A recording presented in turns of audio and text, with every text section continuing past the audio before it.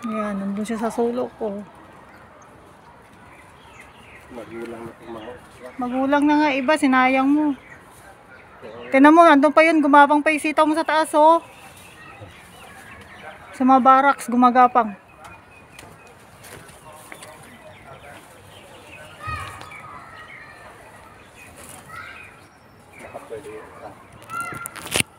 Ang dami nga naman yung sitaw, tapos nakakaami ka dito ng marami. Ito lang isa naman ang hindi. Ay, pagulangin mo ng arod yan. Malita na.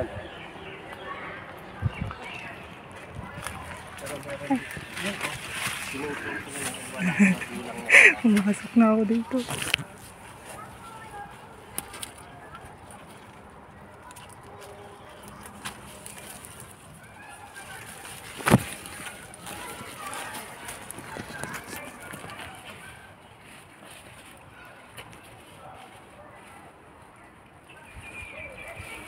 Ayan, madami na.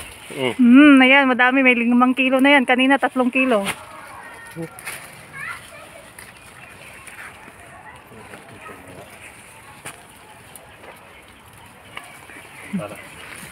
Para mamunga ulit. Para mamunga ng mamunga.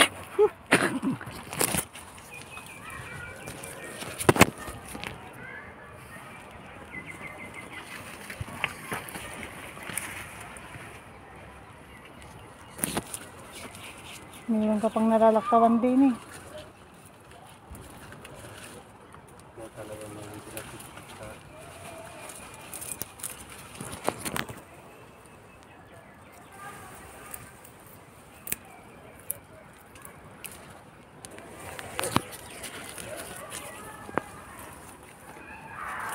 Ayan yung sitaw niya. Yung girlfriend mo, hindi pumunta dito? Minsan lang eh, mamaya susunduin ako. Bakit? Susunduin ako mamaya. Kasi nagtataksi ako palabas minsan eh. May sasakyan ka. Kalnuit lang. Tumawa. Sinusundo ako ng Kalnuit. Diyan lang naman siya sa Bialik. At least may kapluit. Oo, at least diba? Pinapagamit ni lolo niya. Ba't hindi siya mag-drive? Eh, wala pa namang ano.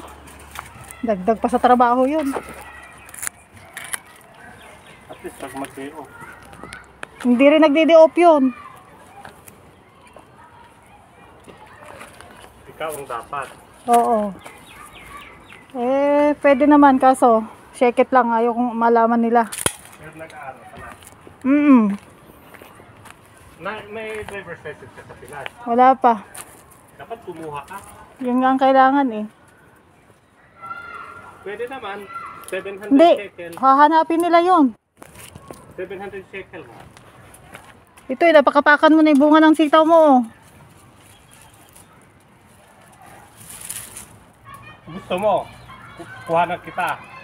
Kanino? Ay, great. Grace Pablo? Oo. Ah, okay. 700 shekel lang siya.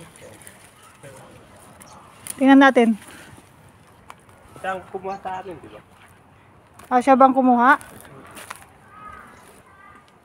Sa nahari ata nila.